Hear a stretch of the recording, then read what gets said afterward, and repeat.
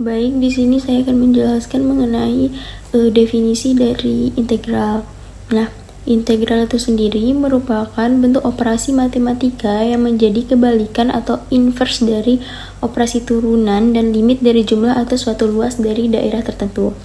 Nah, integral memang berhubungan erat dengan turunan, tetapi tidak semua sifat pada turunan bisa digunakan untuk menentukan integral matematika.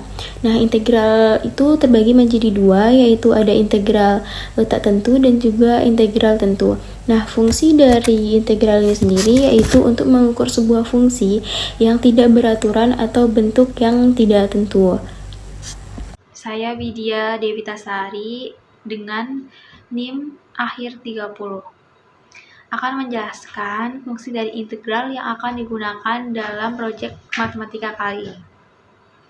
Fungsi dari integral dapat digunakan untuk mencari luas daerah yang tidak beraturan di bawah kurva fungsi. Misalnya, jika Anda memiliki fungsi fx yang mendefinisikan batas atas kurva, Anda dapat menghitung luas di antara kurva tersebut dan sumbu x dengan menggunakan integral.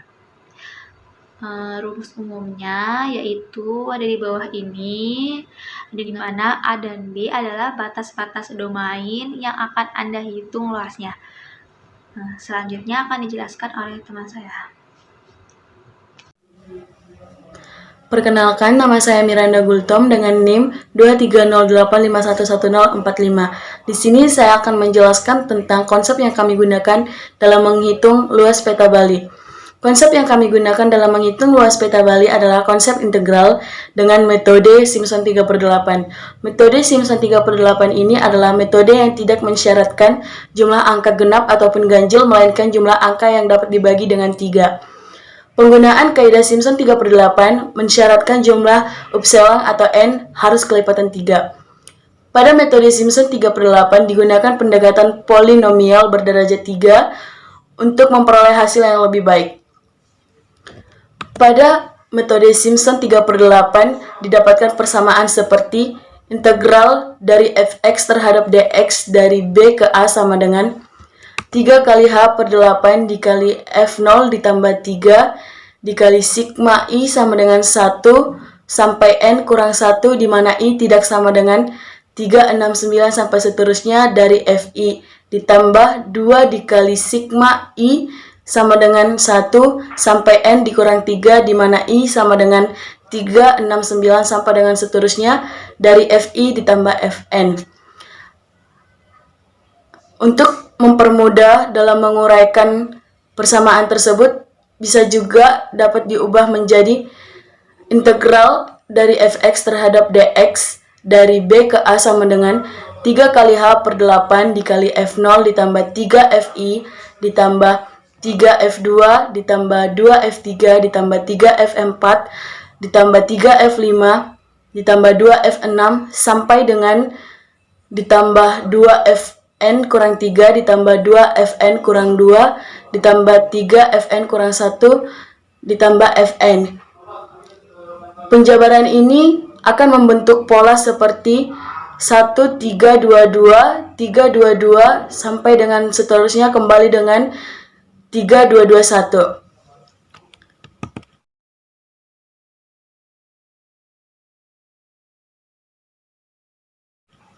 Algoritma metode Simpson 3/8 yaitu 1. Menentukan fungsi fx dan selang integrasinya atau AB. 2. Menentukan jumlah segmen atau bias atau n. 3. Menghitung nilai selang segmennya atau h. 4. Jika bukan kelipatan 3, hitung 3 kali fx. 5. Jika kelipatan 3, hitung 2 kali fx. Selanjutnya akan dijelaskan oleh teman saya. Oke, jadi kan di sini ada fungsi-fungsi ya. Jadi bagaimana sih caranya kita menentukan fungsinya tersebut di Pulau Bali gitu kan, di petanya. Kita anggap di sini ini tuh Pulau Bali ya. Yang anggaplah seperti ini. Nanti kita akan membentangkan garis dari ujung ke ujung. Terserah, yang penting bagian ini. Nah ini kita akan membuat interval harus tegak lurus ya, karena garis ini tuh akan menjadi garis X-nya dan ini yang menjadi Y. Jadi sehingga kita akan membentuk fungsi f(x) sama dengan Y. Ini akan dibatasi dengan sumbu X. Ini dibatasi dengan sumbu X-nya. Nah, kita akan menggaris nih ke sini, ke sini, ke sini, ke sini, ke sini, ke sini. Dengan intervalnya, kemungkinan panjang intervalnya kita akan menggunakan 1 cm ya, sehingga hasilnya itu lebih mendekati nilai motor lewat. Jadi hasilnya akan mendekati nilai yang pendekatan nilai itu lebih dekat dengan nilai sebenarnya gitu kan. Nah, garis-garis ini akan menjadi fungsi, dan setiap fungsi nanti kita akan substitusikan ke rumus ini gitu kan, ke rumus ini. Misalnya di sini f0 nya berapa, panjang y-nya kita akan substitusikan ke sini. Ini untuk bagian atas. Untuk bagian bawah juga sama seperti itu caranya. Untuk diperjelas lagi, kita akan masuk ke dalam bagian petanya ya teman-teman. Oke, kita sudah masuk di bagian peta. Ini tepatnya atlas sih, bukan peta. Jadi step pertama kan tadi kita membuat garis bentang gitu kan sebagai sumbu X-nya. Coba kita garis dulu, bebas aja sebenarnya teman-teman. Yang penting nanti garis Y-nya atau sumbu Y-nya itu tegak lurus dengan garis yang kita buat itu sebagai garis X gitu kan. Nah, ini nanti kita akan titik-titikin. Kita akan membuat gap atau intervalnya. Nah, di sini untuk ini 0, kita akan membuat interval itu panjangnya 1 cm aja, biar nggak terlalu banyak juga, biar nggak terlalu sedikit. Nah, ini 6 cm, 7, 8,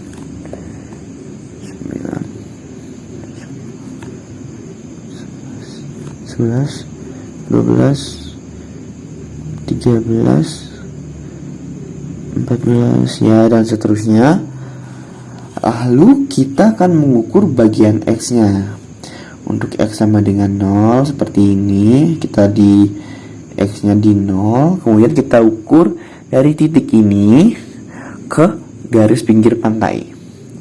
Kira-kira berapa senti? Nah, kebalik ya. Ya, di sini. Nah, ini harus tegak lurus nih teman-teman, karena kan kita membentuk seperti kartesius ya, kartesius. Jadi ini sekitar 1,5 cm ini teman-teman. Nah ini dilakukan pada semua gap atau intervalnya sampai sini. Lalu kita akan menghitung bagian atasnya.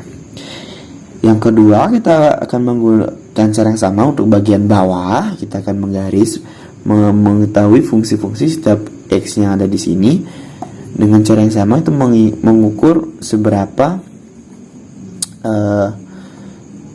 panjang Y-nya. Itu kan menjadi fungsi fungsi X-nya.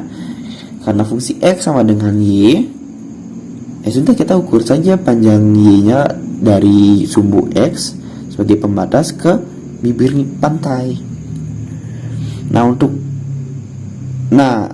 Untuk mempercepat videonya, kita langsung ke bagian data pengamatan nih teman-teman. Oke, lanjut ke data pengamatan. Nah, data pengamatan kita dapat dengan cara yang tadi mencari fungsi Y-nya, dapatkan fungsi, karena fx itu kan sama dengan Y ya teman-teman ya. Jadi fx-nya untuk kita substitusi fx-nya itu 0, bagian fx-nya 0 itu dapatnya 0,3 cm, masih dalam senti. Jadi kita cari semua, dapat segini. Setiap x-nya ada dari 0 sampai 20, x-nya itu 23. Jadi masuk ke rumus ya. Kalau tadi kita pakai metode Simpson 3/8, jadi rumusnya integral sama dengan 3h, h-nya itu atau intervalnya itu antara x-nya itu 1/8 dikali fungsi 0 ditambah fungsi 1 kali 3, fungsi 2 kali 3, fungsi 3 kali 2, dan seterusnya. Ingat untuk setiap kelipatan 3, kita kalikan 2. Kita kalikan 2, dan yang bukan kelipatan 3 kita kalikan 3. Nah, kita dapat hasilnya pertambahan ini dengan alat perangnya anak MIPA ya, yaitu kalkulator. Dapat 2262,1. Kemudian kita kali 3 bagi 8, kita dapat integral untuk pengamatan bagian bawah, yaitu 98,2875.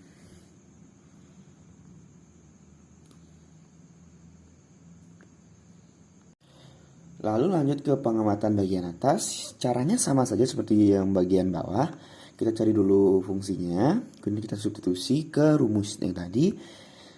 Dengan alat ajaib yang bernama kalkulator, kita berhasil mendapatkan nilai 146,1. Kita kali 3 bagi 8 mendapatkan hasil 54,7875. Kemudian untuk mengetahui luas sebenarnya, kita akan pakai rumus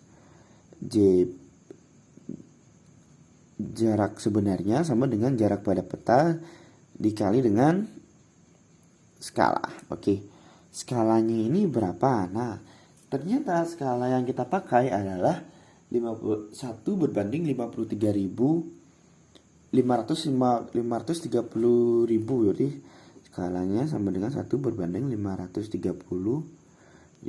Ini kan masih dalam senti, teman-teman. Kita ubah dulu ke dalam bentuk kilometer.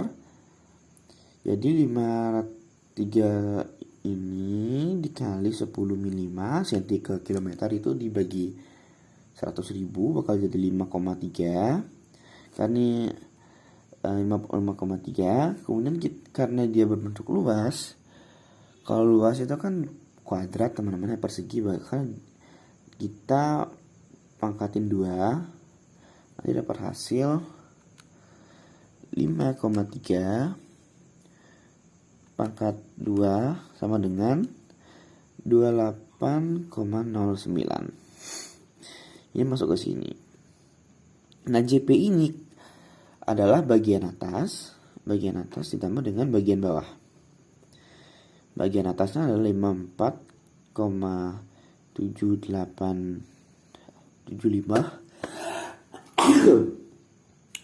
ditambah berapa tadi bagian atas, bagian bawah 982875. Nah, 982875 dikali dengan 28,09. Kita tambahkan di sini, kita clear dulu.